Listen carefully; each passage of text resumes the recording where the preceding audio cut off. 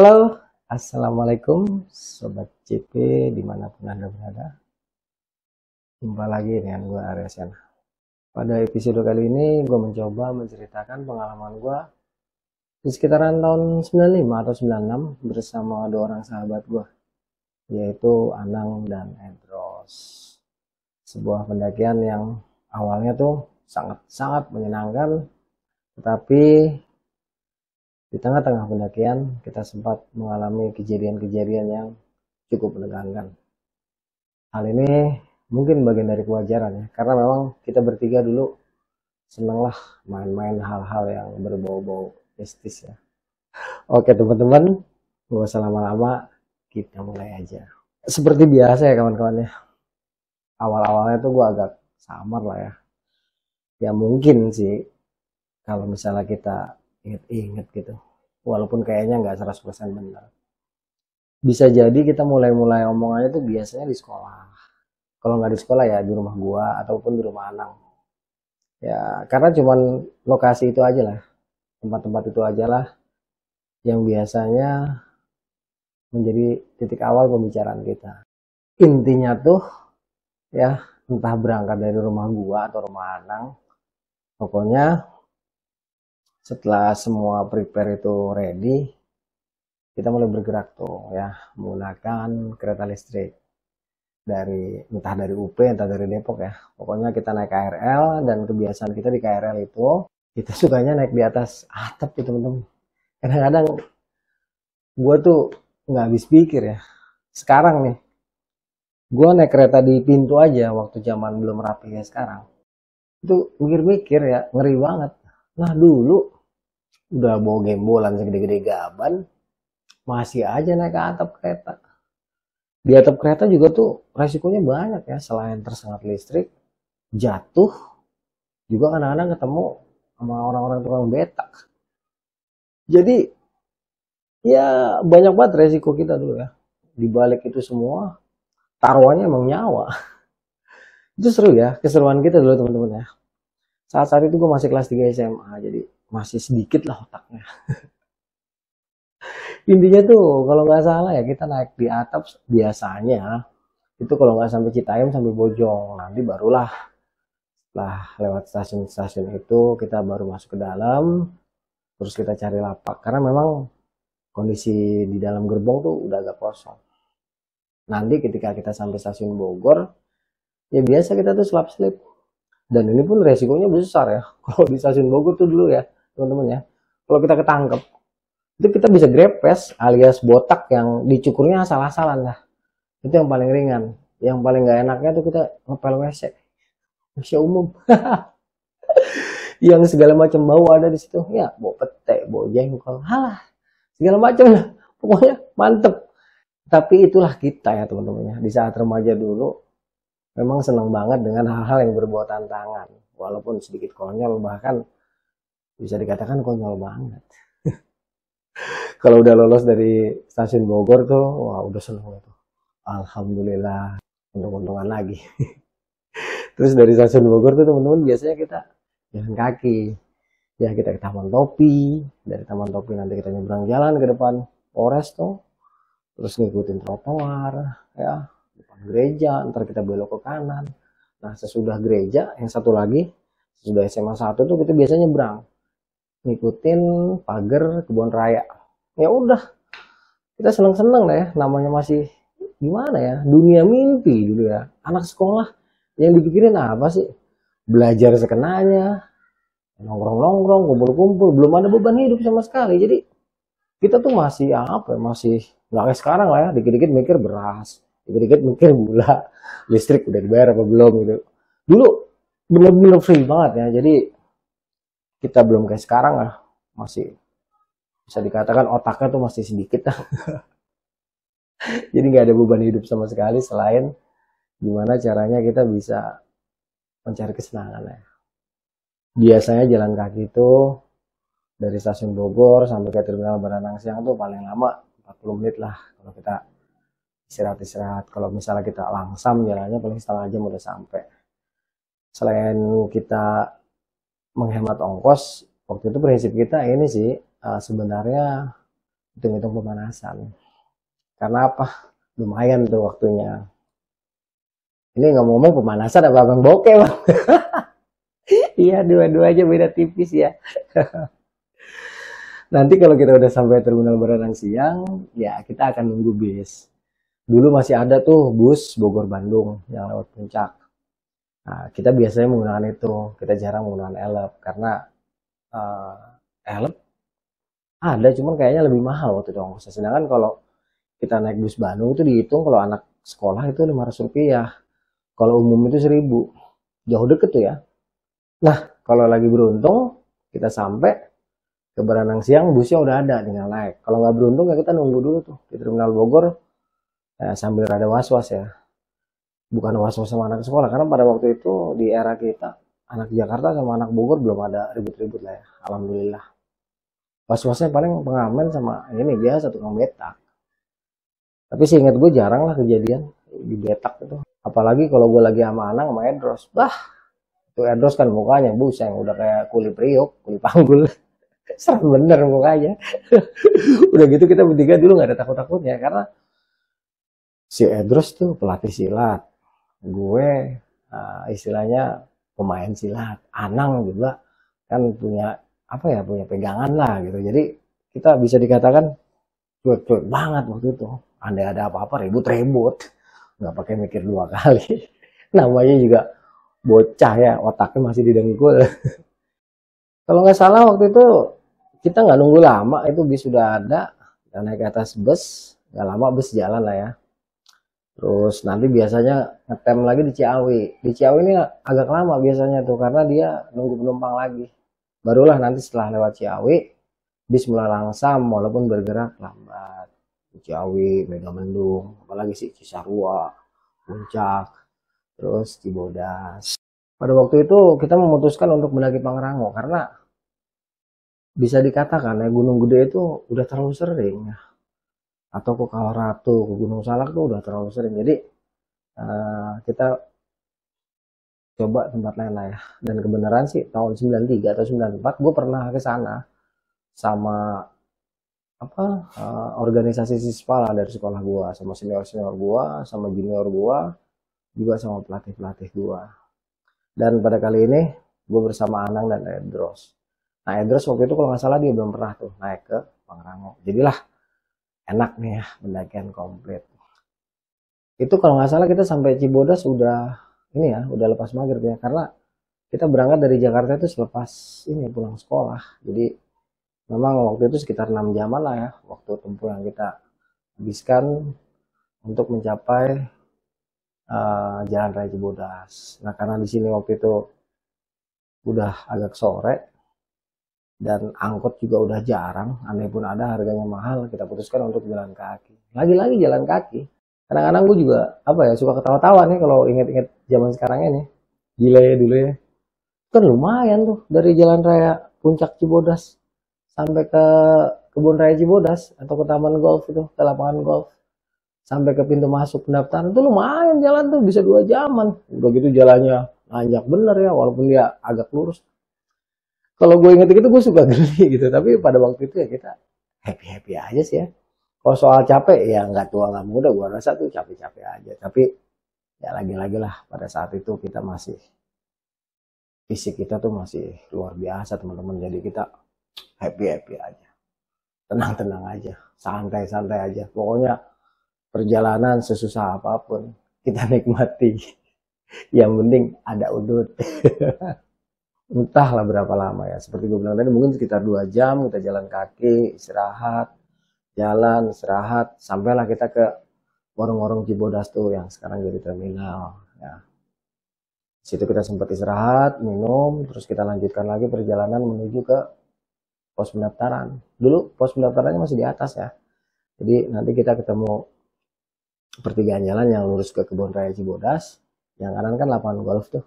Itu jalannya kondok tuh. Udah kita ikutin kira-kira 200 meter apa 500 meter ya. Mungkin 200 meteran ya. Kita ikutin jalan kondok, di sebelah kiri kanan tuh ada kali kecil, nanti kita ketemu jembatan di sebelah kiri. Nah, di situ ada tulisan Taman Nasional Gunung Gede Pangrango. Kita naik tangga 5 menit sampailah kita ke pos pendaftaran. Seingat gua dulu pos itu tutup jam 10 malam. Ya udah, karena alhamdulillah pada saat itu kita sampai ya hampir-hampir tutup sih ya, tapi belum tutup lah ya. Langsung tuh buru-buru daftar. Persyaratannya kan dulu cuma fotokopi KTP. Jadi kita serahin KTP asli. Nah, nanti dilihat KTP aslinya setelah udah dicatat di dalam apa namanya, pendaftaran, kertas pendaftaran. Baru nanti KTP aslinya dipulangin, fotokopi KTP-nya aja yang ditahan. Itu cepet lah ngurus pendaftaran, nggak lama itu. Juga nggak banyak ini ya, nggak banyak nasihat, cuma dibilangin bahwa kita tuh nggak boleh metik Edelweiss, nggak boleh nyoret-nyoret. Yang paling dilarang tuh sebenarnya pada waktu itu ya bawa Edelweiss. Gitu. Itu yang digaris merahin sama petugas. Ya udah, setelah selesai urusan pendaftaran, kita keluar dari loket pendaftaran itu, terus duduk di depan pos, kita cek barang-barang gitu ya. Ya, kayak misalnya ponco, terus trash bag, parafin, logistik. Pada saat itu logistik lumayan, mewah sih enggak, tapi lumayan ya, cukup. Terus kayak ponco seorang dua, senter seorang satu, dengan baterai cadangannya, parafin itu ada 3 kotak. Intinya cukup safety lah ya pada waktu itu pendakian kita. Setelah semuanya udah ready, alat-alat yang kita perlukan di malam hari udah ada semua, udah keluar semua, mulailah kita bergerak jalan. Nah, lepas dari pos itu kira-kira 10 meter, biasa kita berhenti dulu. Pada saat itu, dalam setiap pendakian, kalau ada gue, biasanya gue yang ngelit. Ya udah, kita langsung diri, pimpin doa gue, selesai doa, senter kita nyalain, golok kita taruh di pinggang masing-masing, mulailah bergerak. Nggak banyak ngomong sih, seingat gue pada waktu itu. Di menit-menit pertama ini biasalah kita jalan agak cepet karena targeting ya. Waktu itu rencananya kita target ke Kandang Badak. Tapi nanti dalam perjalanan kita hanya sampai ke air panas ya teman-teman ya, karena memang kita udah letih banget. Soalnya kita jalan kakinya bukan dari Terminal Cibodas nih teman-teman, tapi kita jalan kakinya dari Jalan Raya Puncak.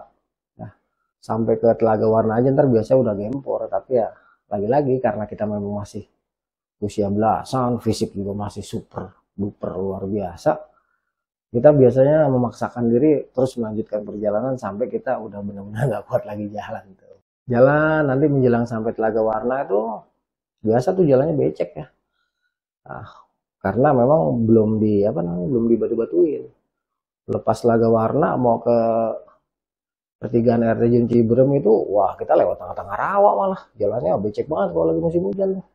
Dan di sini sering banget kecium bau-bauan kayak ini ya, kembang-kembang juga kayak parem kocok. Walaupun tidak setiap pendakian gua kalau lewat sana malam-malam itu mencium bau itu, tetapi kita udah apalah karakter itu ya. Kemungkinan besar bau pohonan rasa mala ataupun ada makhluk-makhluk yang lain. Kita nggak terlalu pikirin lah. Bodo amat sama yang namanya setan ya. Karena yang paling berbahaya bukan di gunung tuh setan. Setan di gunung cuma nakut-nakutin, yang bahaya itu setan di jalan, di kereta, di rumah, ya di dunia maya tuh setan-setan yang paling berbahaya tuh. Kalau di hutan mah alah nggak ada urusan lah. Pokoknya intinya yang namanya anak gunung tuh nggak ada urusan sama setan. Naik-naik aja. Mau ada cerita apa kek, udah amat. Yang paling penting kita bisa menjaga mentalitas kita ya, kita bisa memahami keadaan kita, menyadari di mana kita berada. Itu aja ya. Selebihnya itu kalau ada apa-apa ya sudah qadarullah. Toh kita udah berusaha untuk melakukan yang terbaik ya di dalam setiap pendakian kita. Udah tuh setelah lewat jalur becek, sampailah kita ke pertigaan Ciberem. Di sini rasanya tuh udah gempor banget ya. Pengen banget tidur di sini, besok lanjutin, tapi masih belum terlalu malam lah. Kemudian besar tuh waktu itu baru tengah malam tuh jam 12-an. Jadi wajib lah bisa dikatakan untuk merecovery energi. Karena itulah kita memutuskan untuk memasak mie instan. Selesai masak mie instan, kita minum kopi sama ngumpetin gula merah tuh. Adalah mungkin kurang lebih sejam ya. Sempatlah di sini kita ngerasa apa ya? Ngerasa apa ya, tegang waktu kita ngelewatin jalur becek gitu. Karena kita sempet jalan cepet-cepetan tuh jalan tuh. Yang gue rasain sih pada waktu itu kayak ada sesuatu loh, tinggi gede jalan di deket-deket kita, yang gue rasain. Terus si Anang sama Edros juga kalau nggak salah juga merasakan hal yang sama lah. Tetapi intinya pada saat itu kita walaupun takut tetap bisa kita kendalikan rasa takut kita, karena kita tuh emang udah tahu ya mau kemana ya, kita udah ngerti kita mau datengin tempat apaan. Kalau di rumah kita itu kan, atau di lingkungan kita ya, di kota itu kan ramai manusia ya, dan di sini aja di tempat kita tinggal aja banyak lah cerita-cerita urban legend ya, mungkin nggak jauh-jauh lah makhluk mitologinya itu kayak mungkin kuntilanak, genderuwo, banaspati, santet segala macam. Itu di lingkungan kita ya. Bahkan ada beberapa cerita di kamar mandi aja katanya ketemu hantu, di bawah tempat tidur ada hantu, apalagi ini gitu loh, yang memang sepi, manusia tuh nggak tinggal di situ. Jadi kita udah nggak peduli lah, mau ada setan kayak mau ada tekek kayak, walaupun di awal-awal kita agak tegang bahkan juga suka ngerasa takut, tetapi dalam perjalanannya biasanya kita bisa menguasai diri kita lah ya. Karena apa? Karena kesadaran tadi ya, karena kalau setan itu urusannya, setan yang paling bahaya tuh bukan di gunung gitu, bukan setan yang ada di pohon-pohon, setan yang ada di batu-batu, setan yang suka godain kita kayak bukan. Setan yang bahaya tuh yang bisa ngebacok, bisa mitnah, ya enggak? Bisa nusuk dari belakang, ya pura-pura jadi temen, nggak tahu yang pengkhianat. Nah itu setan yang paling mengerikan tuh. Kalau model-model setan yang kayak gitu mah nggak ada ceritanya anak gunung takut ya. Nggak ada ceritanya anak gunung itu ngedon. Mau naik gunung nggak jadi takut atau jadi gamang gara-gara dengar cerita hantu. Soalnya dulu gue, seinget gue, mayoritas ya, mungkin nggak semuanya. Jadi kalau yang nggak merasa, ya jangan sombong juga lah. Bersyukur aja, ya syukur alhamdulillah. Kalau emang sepanjang naik tuh nggak pernah ngalamin hal-hal gaib, ya syukur. Jangan ngerasa mentang-mentang lo nggak pernah lihat, lo jadi ngerasa kalau orang yang suka ngelihat itu bukis gitu ya. Nah lu aja yang nggak bisa ngerti betapa luasnya dunia. Lu datang ke gunung aja kan karena beragam warna ya, ya beragam sudut pandang ya. Kita nggak bisa maksain sudut pandang kita lah. Jadi gue bodo amat pada waktu itu. Bahkan sampai sekarang gue bodo amat yang kayak gitu-gituan. Naik gunung aja. Mau ada cerita di situ ada kepala siluman kayak ada apa, gue nggak ada urusan. Anak gunung lu gak ada urusan gitu. Intinya waktu itu walaupun kita sempat tegang ya, walaupun masing-masing merasakan ada sesuatu, walaupun beda-beda tapi ya. Kalau gue ngerasanya kayak ada orang tinggi besar, kalau Anang tuh kayaknya ada kuntilanak, Edros juga kayaknya diikutin perempuan. Tapi pada saat itu no problem buat kita. Tetap the show must go on. Perjalanan harus kita lanjutkan. Kalau nggak salah tuh kita di situ dari jam 12 sampai sekitar jam 1 ya, karena memang istirahatnya sekitar 1 jaman. Jadi setelah dirasa fisik udah bagus tuh kita langsung lanjutin lagi tuh teman-teman ya. Nanti dari situ ya, dari pos 3 ini kira-kira 15 menit sampai 20 menit tuh jalanannya agak naik tuh parah tuh. Habis itu landai dah. Terus landai sampai ke Rawadenok, landai terus ke Watu Kukus. Nah, di Watu Kukus kita sempat agak apa namanya terjal sedikit. Nanti landai lagi tuh terus sampai ke Rumah Batu sebelum Air Panas. Nah, Rumah Batu ini sebenarnya cukup nyaman. Tetapi cerita yang berkembang itu luar biasa ya, karena nggak satu dua lah yang cerita. Teman-teman gue, baik dari sispala gue, ataupun dari sispala yang lain, ataupun dari tongkrongan-tongkrongan yang gue kenal dan mereka pendaki. Kalau cerita soal Rumah Batu itu ya begitulah. Rata-rata mereka ketemu sama peri. Ada yang wajahnya rusak, ada yang kepalanya cuma separuh, ada yang penampilannya beda-beda lah. Waktu itu bukannya takut, kita mau istirahat di situ. Target kita bukan situ, target kita tuh kandang badak. Jadi kita lewatin aja tuh tempat itu. Sempat istirahat, batang rokok kali ya. Habis itu kita turun, terus naik sedikit, langsung lah kita ketemu kali ya, kali kecil. Nah, sebelah kanannya tuh jurang. Nah ini aliran airnya panas banget. Di saat-saat tertentu tuh panas banget. Kalau kita salah-salah nginjek lumayan dah. Setelah lewatin air panas itu, nanti di ujungnya kita ketemu sama pos payung. Belum ada tuh pos yang kayak sekarang tuh, yang kayak pos ronda, pos kotak tuh belum ada. Sampai sini rasanya udah nggak bisa ngelangkah ya. Sempet lah gue tidur-tiduran tuh di bawah, kan ada pos payung itu kan tempat duduknya bundar gitu. Sempet lah gue nyelip-nyelip di situ, udah ngantuk banget. Tapi anginnya dingin.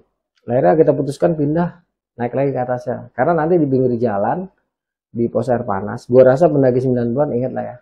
Kayak semacam ada cerukan lah ya di pinggir jalur sebelah kanan. Itu kayak semacam ada cerukan. Muatlah 3 orang di situ empet-empetan. Nah di situ lebih efisien lah kita kalau bikin bivak. Jadi kita putuskan untuk istirahat di situ. Gerak lagi, pindah ke situ, gelar matras, pakai ponco masing-masing, bikin bivak seadanya, nutupin mulut cerukan tadi. Sempet lah makan beberapa cemilan, terus bikin teh manis, kita tidur tuh. Itu nyenyak ya. Memang proses tidurnya itu cepet banget. Nah, nggak pakai lama lah karena kita udah capek. Dan gue inget-inget, kayaknya malam itu nggak ada apa-apa lah ya selain suara air, suara hewan rimba, juga suara desiran angin. Kalau masalah tegang mah tegang ya namanya. Seinget gue waktu itu memang kita bertiga-tiga doang tuh teman-teman, nggak ada orang. Jadi seru dah ya naik malam-malam cuman kita-kita aja. Itu adrenalin terpacu banget. Sebelum-sebelumnya juga kan kita pernah ngalamin kejadian unik di sini nih. Dimana Ana ngelihat ada orang pakai keril biru. Sedangkan gue ngeliat orang pakai keril merah, jaket biru. Cuman kebalik-balik doang sama Ana. Tetapi lagi-lagi kita nggak peduli.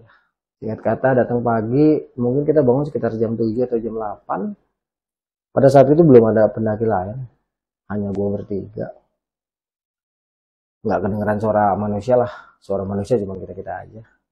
Terus nggak lama setelah pelangap-pelongo ya, diam, mulailah kita bergerak tuh. Ada yang ngambil air, ada yang pokoknya aktivitas ya. Habis itu kita masak, kalau nggak salah bikin nasi lah, nasi sama mie instan plus sarden. Selesai makan ya, bikin kopi, habis itu packing. Kalau nggak salah udah sekitar jam 9. Mulailah kita bergerak, meninggalkan air panas menuju ke Kanang Badak. Ya awal-awal tuh santai lah, naik dikit, landai ya. Sebelah kiri kita nanti ada sungai tuh, aliran air yang ya dibilang gede sih enggak, sedang lah ya. Tuh kalau nggak salah sumber air panas tuh. Terus kira-kira 10 menit, naik dikit, nyebrangin kali ya enggak.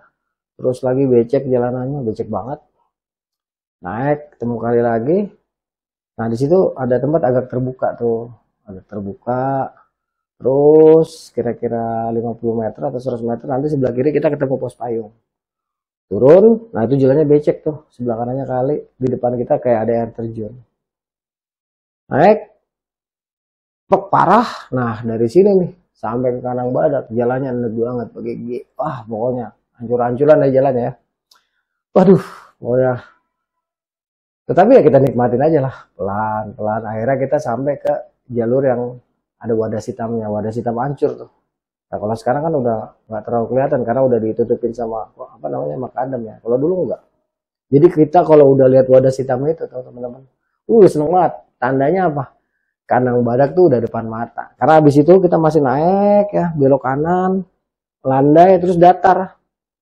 Ketemu jalan tanah, berarti itu depan udah Kanang Badak. Nah di sini kita sempet dengar suara-suara orang lah ya.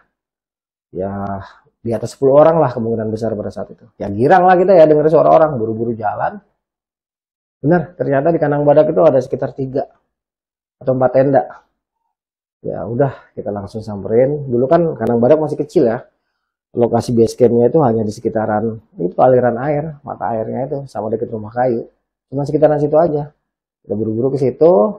Itu kalau nggak salah udah jam 10-an. Kita ngobrol-ngobrol, ternyata mereka semua mau lintas. Mereka itu ke Puncak Gede terus turun ke Gunung Putri. Sempat ngobrol-ngobrol tuh sebelum mereka melanjutkan perjalanan menuju ke Puncak Gede. Setelah itu hening lah, tinggal kita bertiga lagi.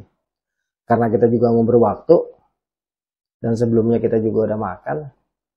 Setelah mereka jalan, kita juga jalan. Sempet masih kedengeran lah suara mereka, nggak jauh kok kita waktunya sama mereka. Sempet juga kita ngeliat mereka udah menuju ke Puncak Gede, sedangkan kita belok ke arah kanan ya, ke arah Puncak Pangrango. Menurut informasi dari mereka itu, gua nggak tahu ya itu anak mana, lupa gua. Pokoknya menurut mereka di Pangrango sepi. Andai pun ada orang, yang paling kita-kita aja. Soalnya selama mereka di kandang badak, nggak ada rombongan lain tuh. Apalagi rombongan yang menuju ke Puncak Pangrango. Tapi bagi kita ya no problem. Memang udah tujuan kita kok ke Puncak Pangrango. Pantang mundur ya sebelum berjuang. Jadi ya udah jalan aja. Belok kanan turun. Ya kita mitir punggungan tuh. Sebelah kanannya jurang. Terus lewatin pohon, nyelos-nyelos, habis itu landai. Nah di sini nih ada pohon gede dulu tuh, panjang, kita nyelos di situ. Nah, lewat dari situ jalan udah mulai naik tuh, enak banget dah. Intinya kalau nggak 2 atau 3 jam kita baru sampai ke Puncak Pangrango. Dan ini perjuangannya mantep ya. Waktu itu gue inget, padahal kita masih usia belasan, tetap aja fisik kita terkuras karena memang bawa beban kan. Terus kita naik. Jalannya kan tahu sendiri ya, bagi yang udah naik Pangrango. Cuman sekarang bedanya tuh jarang kita ngolong-ngolong. Nah dulu mah bentar-bentar ngolong kita Pangrango tuh, wah ngolong jalur, ngolong ini kayu, naik ke atas kayu, banyak banget pohon rubuh dulu ya. Setelah berjuang cukup kuat, setelah berjuang cukup keras, akhirnya sampai tuh kita ke tempat yang datar tuh. Terus kita belok ke kanan, kira-kira jalan 10 menit sampailah kita ke Puncak Pangrango. Nah Puncak Pangrango itu dulu nggak kayak sekarang ya, bisa ngeliat puncak gede. Dulu enggak, full ketutup cantik gitu. Masih ada bangunan kayu dulu di atas tuh, masih bagus. Pos kayak pos ini kan, dari kayu yang bulat-bulat tuh kayak macam dolken gitu kan. Dia ada tiangnya tuh 4, terus ada buat istirahatnya, terus sebelah kirinya tuh tugu. Ya tugunya masih kayak gitu dari dulu kayak gitu. Di sini kita sempat istirahat sebentar. Karena udah sore juga, udah sekitar jam 3-an kita sampai situ. Jam 3 atau jam 2 lah kurang lebihnya. Ya berharap di Mandalawangi nanti ada orang. Walaupun informasi yang kita dapatkan waktu itu nggak ada orang, tapi kita masih punya harapan lah teman-teman tuh ya. Kali-kali aja ada orang gitu kan. Syukur-syukur gitu. Kalau nggak ada ya wes. Setelah enak, karena memang tadi perjalanan kita gila banget. Udah kita turun. Turun, kutuk. Sampailah kita ke Lembah Mandalawangi. Aduh, pada saat itu Mandalawangi benar-benar indah ya. Dulu saya rapat, rumputnya hijau, nggak ada kuning-kuningnya, nggak ada tuh batu-batu yang kayak sekarang kelihatan, nggak ada, full rumput tuh, karpet hijau. Ya di tengah-tengahnya mengalir tuh aliran air, bening, dingin, seger, dan di situ juga dulu masih ada prasasti ya. Nggak tahu lah, mungkin punyanya teman-teman dari Mapalaui kali ya, karena di situ tertulis yang meninggal di Sungai Alas, terus juga ada nama-nama besar ya, kalau nggak salah almarhum Norman Edwin, terus almarhum Sogi atau siapa, pokoknya di situ ada prasasti kalau nggak salah sampai 7 atau 10 orang lah, itu warna hitam, tintanya emas. Nah pada saat itu juga yang gue ingat di sebelah kiri Mandalawangi itu ada pondokan kayu dengan atap seng, dia nggak terlalu tinggi ya, jadi dia nggak ketutup semua tuh, cuman separuh aja lah ya, model kayak saung lah ya. Udah buru-buru kita ke situ, istirahat sambil menikmati pemandangan. Mandalawangi pada saat itu sunyi, senyap.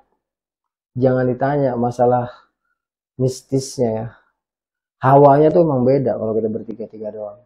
Intinya tuh dibalik semua keindahan yang ada di Mandalawangi itu, bagi kita-kita yang memiliki apa ya, indera lain ya, yang memang diajarkan, yang memang dibukakan, yang memang diamalkan, itu mengandung sesuatu lah, tetapi kita nggak bisa lihat dengan mata kasar. Hanya hati kecil kita mengatakan, wah malam kayaknya bakalan kacau nih.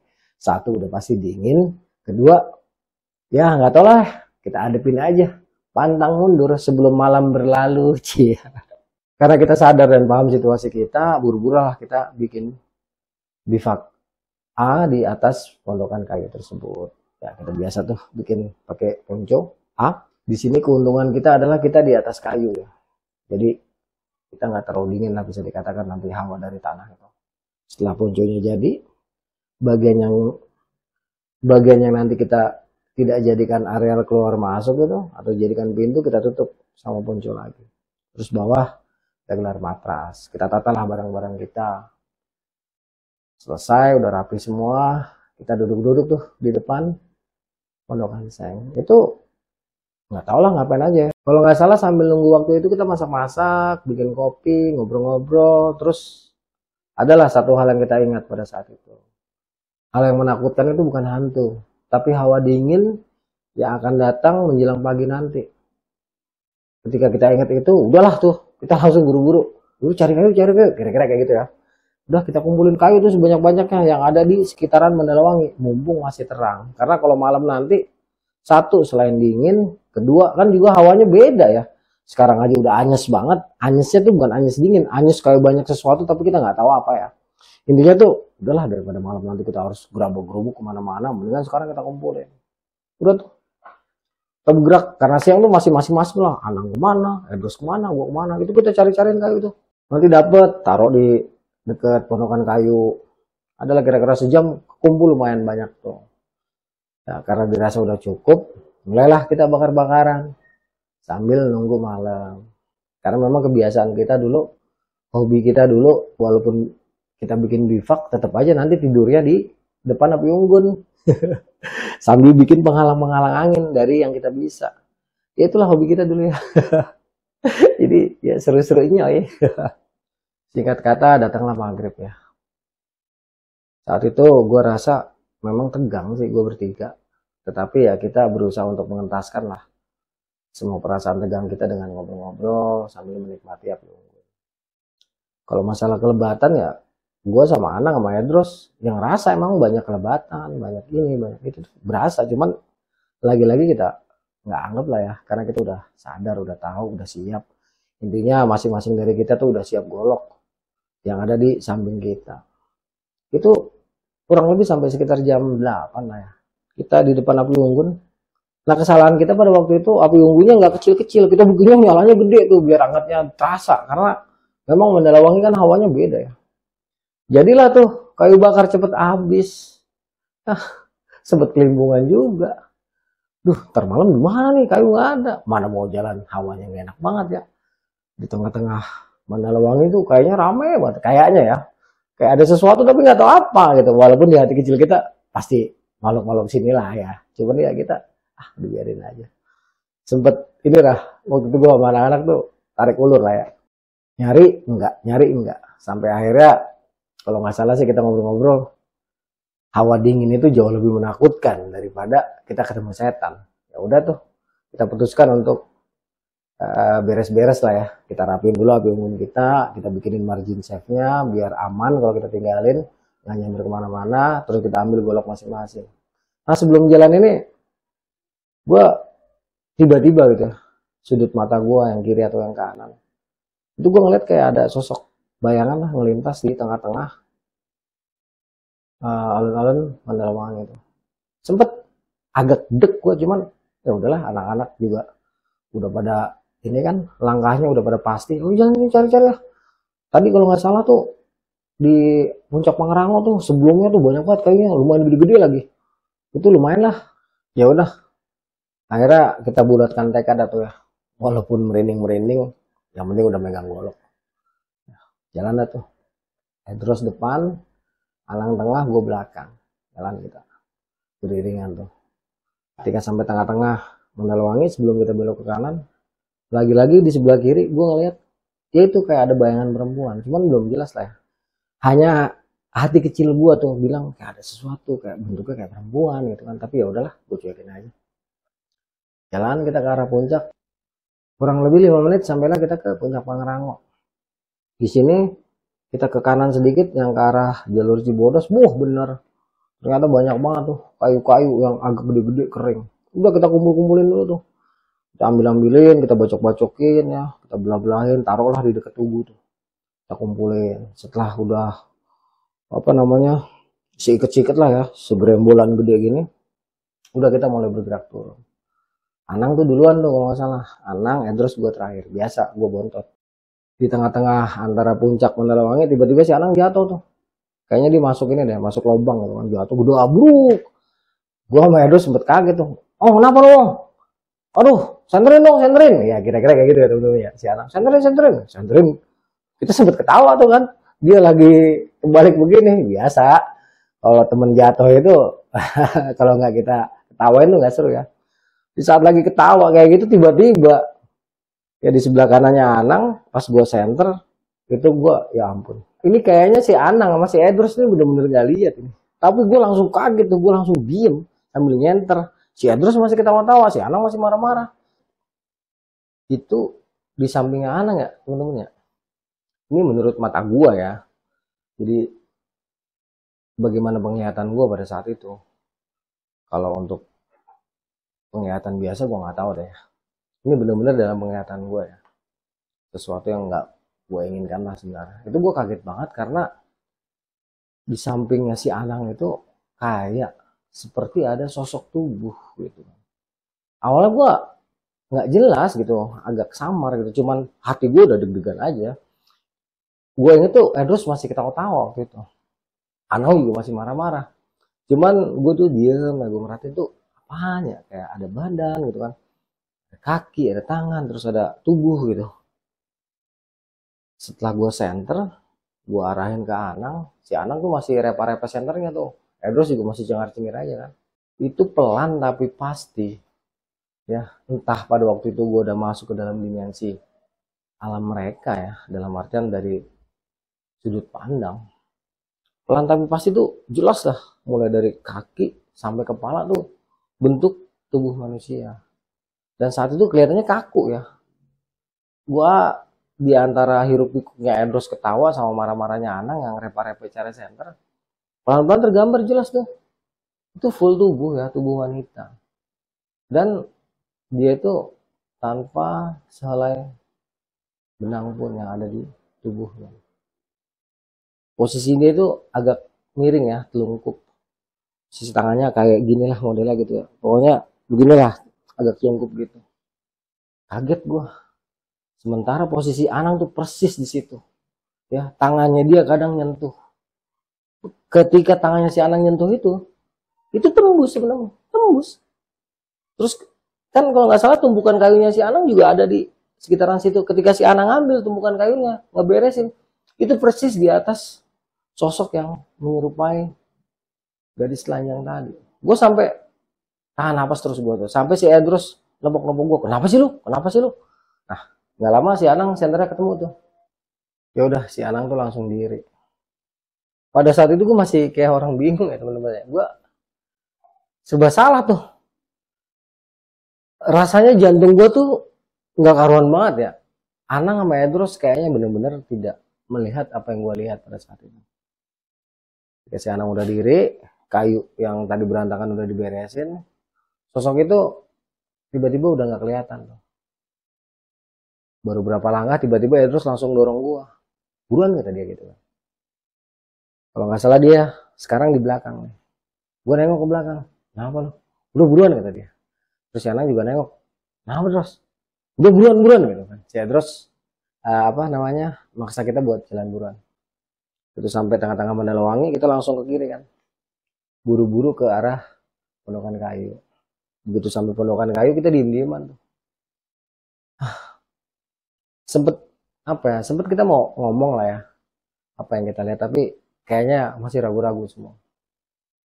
Saat diem-dieman kayak gitu, udah kita duduk di depan api unggun. Itu angin alhamdulillah pada malam itu nggak terlalu kencang. Jadi dingin tapi gimana ya, nggak terlalu mematikan lah bisa dikatakan. Kita gedein lagi tuh api unggun sambil kita ngobrol ya kalau nggak salah. Anak-anak tuh Edros, Anang ya pada ngobrol. Tapi gue waktu itu diajak ngobrol masih kayak orang bengong gitu. Gue masih kepikiran sama apa yang gue lihat tadi. Gak lama gue ditepuk lah tuh sama Edros ya. Lu ngeliat apaan tadi gitu? Ya elah udah gue nggak pengen bahas ya temen-temen ya. Si Edros mananya gitu. Terus si Anang juga kan ngeliatin. Ya lu kenapa sih lu katanya gitu. Ya ini kira-kira kayak gitu ya. Udah gue waktu itu masih belum nyaut. Ngopi dulu deh gue bilang. Api udah mulai gede, kita keluarin lagi parafin. Kita keluarin nesting, kita rebus air gitu. Rebus air, mateng, seduh kopi. Gue masih deg-degan lah. Karena pemandangan yang gue saksikan tadi tuh gimana ya? Jelas, benar-benar jelas. Mata kasar sama mata hati bisa dikatakan. Itu benar-benar jelas. Sosok yang gue ceritakan seperti itu. Dia itu seperti nyata ya, tetapi ketika kesentuh sama Anang, ketibanan kayu ya tembus hologram. Hanya saja seperti nyata gitu. Faktanya ya hologram karena tembus ya, tembus gitu.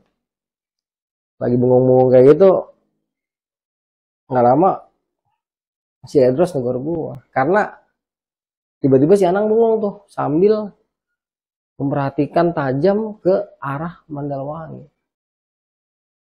Dan gue sama si Edros langsung sama-sama merhatiin Anang kan ya, temen-temennya. Waktu itu kita perhatiin tuh, ya anak kenapa gitu kan. Kita tegur nih, oh diem aja si Anang 2 kali, oh si Edros juga, diam. Itu tetap nggak bergerak, dia tetap mandang ke satu titik ke arah tengah-tengah lembah Mandalwangi. Saat itu rasanya gue udah merinding hebat lah gitu. Udah hawanya tuh beda lah. Kayak sayup-sayup tuh kayak sayup-sayup dari tengah-tengah itu kedengeran suara rame lah ya. Suara-suara perempuan ngobrol apa gitu. Oh rame deh. Sementara posisi Anang masih bengong begitu. Ya terus sama gue tengok-tengokan tuh. Akhirnya kita goyang-goyangin tuh si Anang. Si Anang tetap diam. Tetap dia terpaku pandangannya ke tengah-tengah Mandalwangi. Gue waktu sama Eros tuh bingung mau ngapain ya, apaan, ngerasa ada sesuatu tapi kita nggak bisa lihat gitu ya. Sementara hati kecil mengatakan tuh, perasaan, pikiran, segala-galanya tuh mengatakan ada sesuatu, cuman kita nggak tahu apa karena mata kita, visualisasi kita tidak menangkap apapun tuh pada saat itu. Bingung kan? Kayak gitu, gue megang gelas kopi, nggak lama si Anang istighfar tuh, astagfirullahaladzim, jatuh ke gua, kena gelas kopi gua tuh, gelas plastik, gelas kopi gua jatuh, nah si Edros yang duduk langsung diri. Kaget. Saat itu kayaknya ya, dalam ingatan gue tuh, kita semua sama-sama bengong. Yang gue lihat, kira-kira 5 meter di depan kita, itu sosok wanita yang tadi ketibanan kayu sama Anang. Dia tuh melayang pelan ke arah kita, sampai jarak-jarak 5 meter tadi, dia berhenti, posisinya tuh tidak berpakaian sama sekali, dan dia sedang menggendong sesuatu yang bentuknya tuh bisa dikatakan serupa lah dengan dia itu. Sama persis rambutnya segala macam. Pada saat itu gue ngeliat jelas banget ya. Entah karena gue udah terhipnotis atau apa lagi-lagi harus gue katakan seperti itu ya. Karena memang situasinya tuh aneh banget. Gue ngerasa pada saat itu nggak bisa gerak lah. Hanya terpaku pada itu. Kejadian itu mungkin sekitar 1 menit kurang. Nggak lama dia balikin badan. Terus menghilang ke tengah-tengah Mandalwangi. Baru tuh Anang, gue, Edros pada sadar, terus gedebuk-gedebuk masuk ke dalam bivak. Di dalam bivak itu kita bingung tuh. Yang jelas udah pada baca-bacaan aja. Gue baca-bacaan, si Anang baca-bacaan, si Edros ya mungkin baca-bacaan juga ya. Intinya kita diem-dieman adalah mungkin kurang lebih 10 menit ya teman-teman. Jadi gimana gambarinya? Situasi pada saat itu tegang banget. Kita mau lari kemana? Satu-satunya tempat teraman ya hanya di bivak kita. Hanya di atas gunungan kayu tersebut. Entah siapa yang mulai triggernya akhirnya ngomong apaan tadi gitu. Nah di sini anehnya. Ya. Ternyata yang dilihat Anang tidak sama dengan yang gue lihat. Pada saat itu kalau nggak salah Anang cerita dia ngelihat seperti penampakan harimau. Ya, harimau hitam. Yang didampingi oleh 2 orang perempuan cantik. Itu melangkah ke arah kita. Terus diem di titik yang bisa dikatakan hampir sama lah sama gua sama Edros ya. Nah Edros itu ternyata ngelihat perempuan. Nah, tapi sosoknya lebih tinggi daripada manusia biasa. Itu pun ngeliatin kita. Nah kenapa gue bisa ngomong kayak gini? Karena pas gua ketemu sama Anang sama Edros, ya mereka juga kira-kira ya. Karena memang lupa-lupa inget ya. Yang dirasakan tuh seperti itu. Lucu. Jadi dalam satu kejadian yang sama, dalam satu lokasi yang sama, tapi kita bertiga melihat penampakan yang berbeda-beda.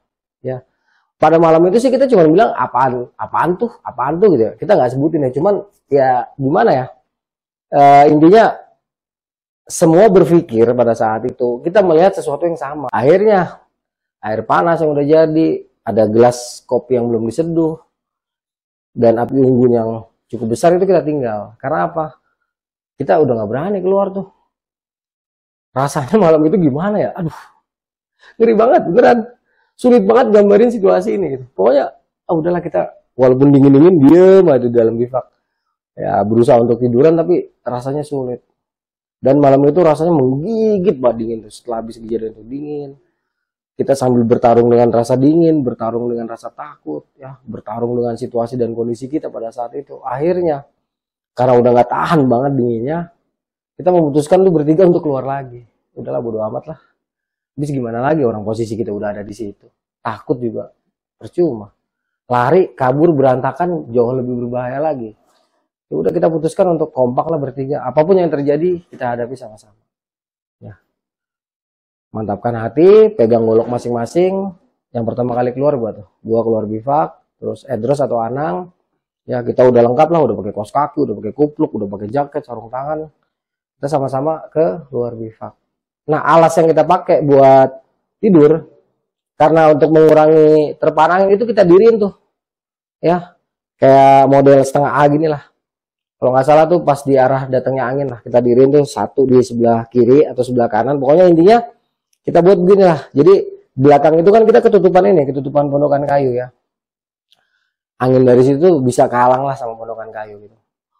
Cuman bagian sisi depan doang yang agak buka. Dah, akhirnya kita di situ tuh. Jadi otomatis pandangan kita bertiga hanya ke tengah-tengah dari alun-alun Mandalawangi. Pada saat itu, gue rasa gue, Anang, Edros itu merasakan hal yang sama ya teman-temannya. Itu udah pasti. Cuman rasanya aja kalau masalah yang dirasakan masing-masing itu apa aja, gue nggak tahu. Yang jelas pada waktu itu gue ngerasa tempat ini ramai banget. Daripada kita terlarut dalam situasi yang menegangkan kayak gitu, kita coba dah waktu itu. Daripada kita terlarut dalam situasi yang menegangkan kayak gini, akhirnya kita coba untuk ngobrol-ngobrol lah ya.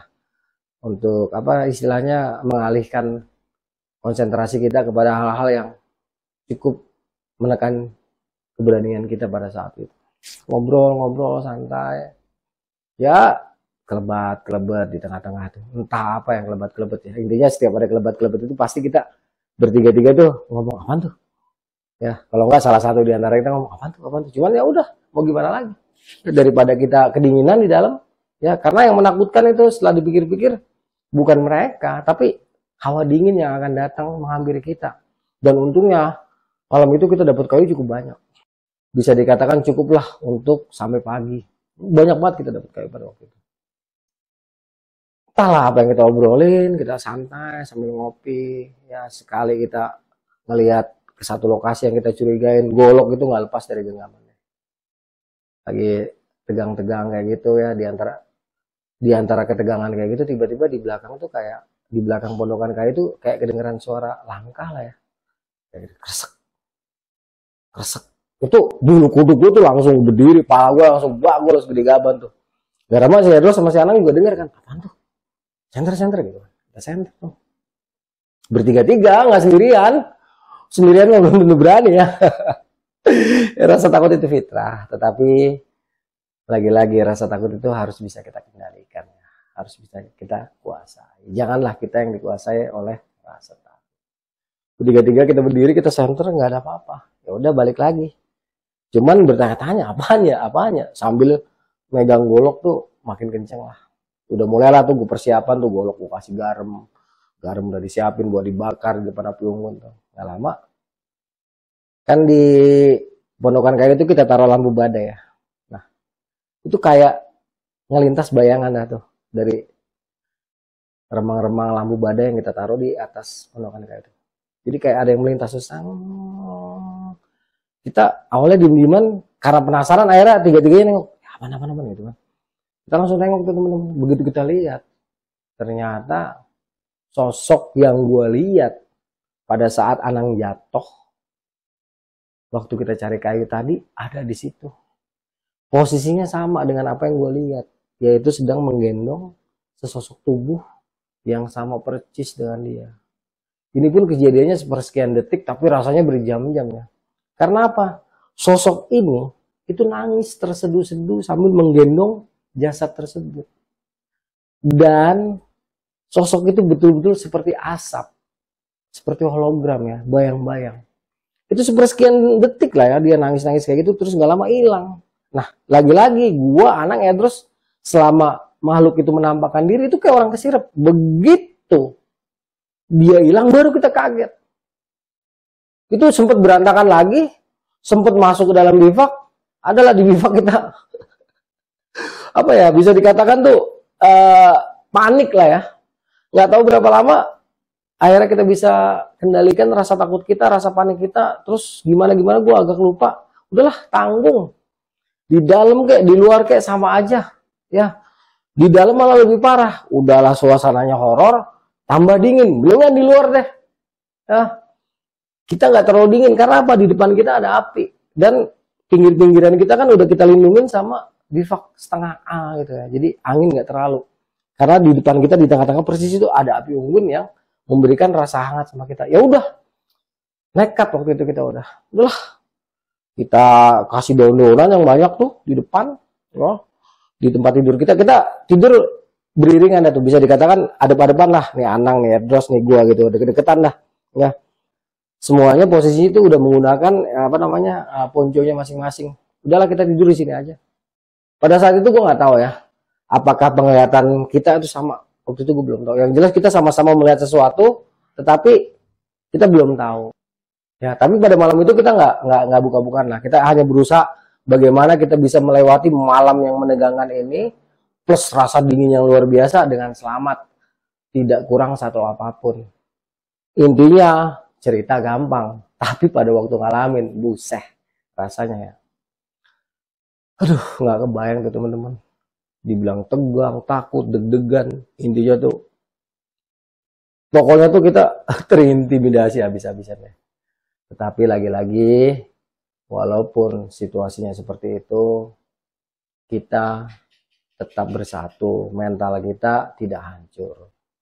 Nah, nggak tahu lah situasi kayak gitu kita alami berapa lama di tengah suara-suara yang mungkin suara angin jadi suara ketawa atau suara gesekan daun-daunan jadi kayak suara orang ngobrol. Pokoknya pada waktu itu yang kita rasakan tuh seperti itu ya. Jadi silakan aja berasumsi. Tapi inilah pengalaman gue pada waktu itu ya. Dimana gue, anak Edros memang gemar sekali lah pada waktu itu belajar hal-hal yang berhubungan dengan dunia mistis ini. Jadi ya setiap naik gunung ada aja yang kita temuin, walaupun tidak selalu.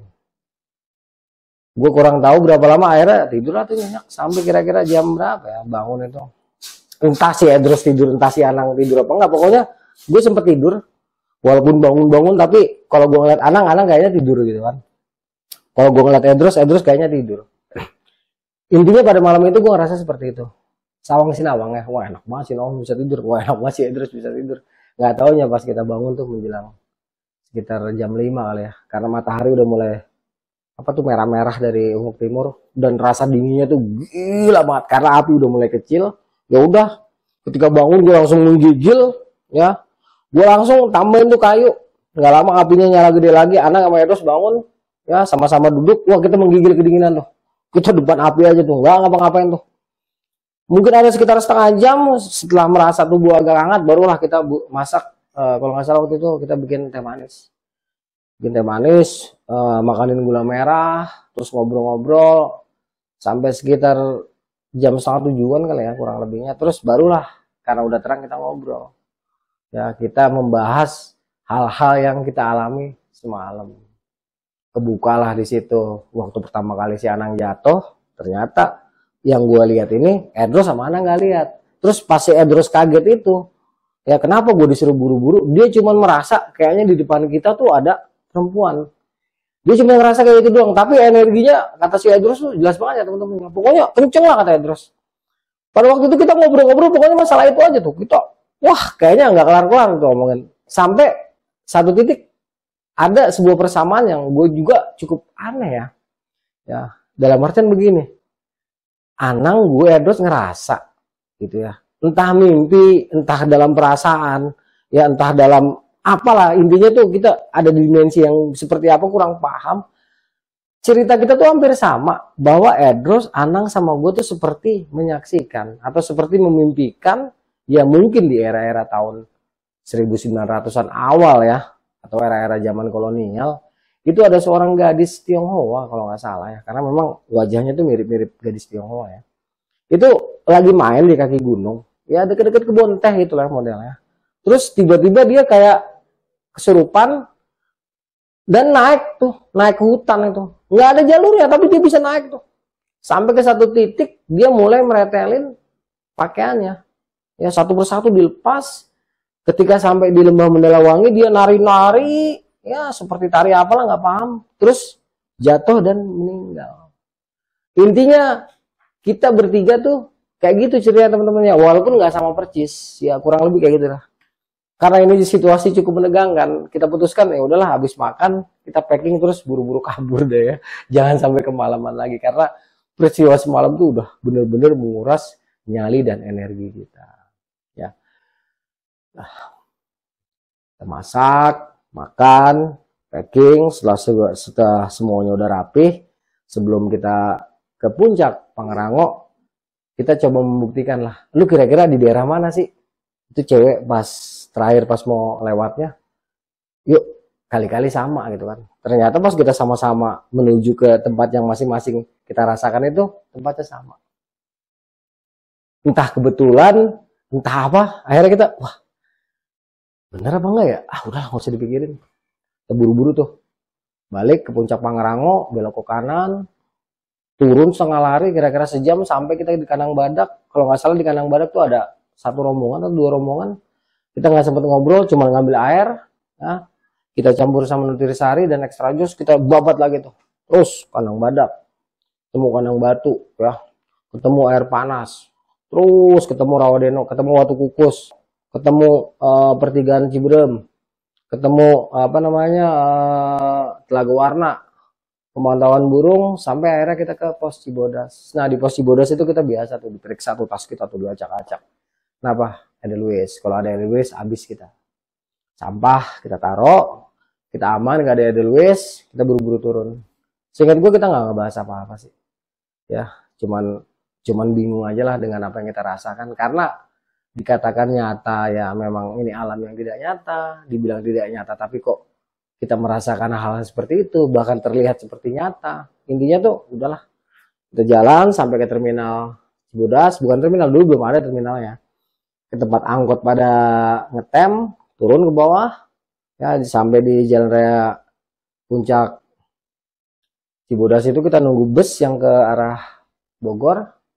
Adalah mungkin sekitar sejam kita nunggu bus, dapet ngobrol-ngobrol sebentar terus tidur kayaknya ya. Berapa kali bangun sampai ke Baranang Siang, jalan kaki tuh dari Baranang Siang ke stasiun Bogor. Di sini kita ngobrol, cuman gue lupa ya apa yang diobrolnya. Yang jelas tuh kayaknya nggak jauh-jauh lah dari apa yang kita rasakan di saat kita melakukan pendakian di Gunung Pangrango. Sampai stasiun Bogor, kita beli tiket, masuk, tunggu kereta, naik. Nah, nggak lama sampailah kita stasiun Depok Lama, kurang lebih 50 menit ya, dari stasiun Bogor, stasiun Cilebut, stasiun Bojong, Citayam, terus Depok Lama. Kita memutuskan untuk ke Rumah Anang dulu. Di Rumah Anang ini kita istirahat, makan, ya, terus tidur. Kalau nggak salah tuh sampai Rumah Anang menjelang Isya ya. Terus sekitar jam berapa ya? Sekitar jam 10-an bangun, terus gue sama Edros memutuskan untuk pulang. Ya, walaupun waktu itu udah nggak ada kereta, kita putuskan untuk menggunakan omprengan lah ya, mobil omprengan dari nanti Jalan Raya Citayam ke Terminal Depok Baru, terus kita lanjut perjalanan ke rumah masing-masing. Itulah teman-teman kisah yang gue rasakan, yang gue alami sekitaran tahun 95 atau 96 ya, bersama dua orang sahabat gue yaitu Anang dan Redro. Dalam hal ini ya kawan-kawan ya, yang namanya pendaki gunung, walaupun kita berkali-kali menemukan kejadian aneh, kejadian mistis, kejadian yang membuat bulu kuduk merinding, ya, yang membuat kita ketakutan, itu nggak ada ceritanya pendaki itu kapok. Apalagi sampai nggak berani naik gara-gara trauma tentang hal-hal yang kita alami yang berbau-bau mistis, itu nggak ada ceritanya. Yang ada tuh kita harus memperdalam keyakinan kita kepada Tuhan, ya, harus memperkuat mentalitas kita di dalam melakukan pendakian, bukannya malah takut ataupun menyalahkan orang-orang yang punya pengalaman seperti ini terus diceritakan. Justru pengalaman-pengalaman seperti ini Jika teman-teman tidak merasakan, ya syukur, alhamdulillah. Karena teman-teman tidak akan mengalami hal-hal yang bikin jantung deg-degan, ya, rasa takut yang luar biasa, sampai akhirnya kita bisa kendalikan. Teman-teman belajar aja lah, ya, bahwa segala sesuatu itu bisa saja terjadi di saat kita melakukan pendakian. Apapun, ya, termasuk keselamatan jiwa kita bisa terancam kalau kita tidak bisa menguasai mentalitas kita. Jadi kapok tuh jangan teman-teman ya. Tapi belajar wajib. Belajar dari pengalaman orang, belajar dari pengalaman diri sendiri. Intinya nggak ada sejarahnya pendaki takut setan, apalagi cuman gara-gara dengar cerita-cerita mistis, cerita-cerita menyeramkan, itu membuat mental kita menjadi terganggu. Nggak ada ceritanya ya. Intinya tetaplah safety dalam melakukan pendakian, asah mentalitas kita, ya, jaga kebersamaan kita, pertajam jiwa korsa kita dan kesetiakawanan kita, dan teruslah mendaki sampai Tuhan menghendaki kita berhenti. Oke, gua Arya Sena undur diri. Sampai jumpa di kisah-kisah selanjutnya. Jangan lupa like, komen, share, dan subscribe bagi yang belum subscribe. Assalamualaikum warahmatullahi wabarakatuh.